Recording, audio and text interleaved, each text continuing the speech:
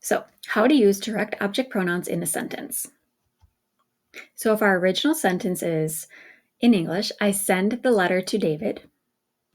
Okay, so in English, we have the letter is replaced by it. Okay, it being the direct object pronoun.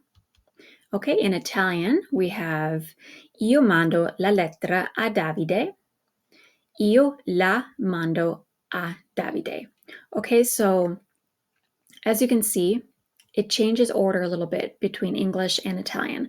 And that's where I think it becomes very confusing for people because you put it before the verb.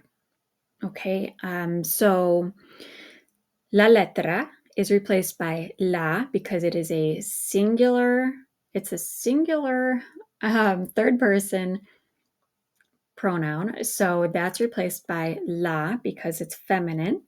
Okay, and we place it before the verb. Okay, io la mando a Davide. Okay, and this is when you're only using a direct object pronoun in a sentence. Okay, no indirect object pronouns in this sentence. We'll talk about how to use them together in a bit.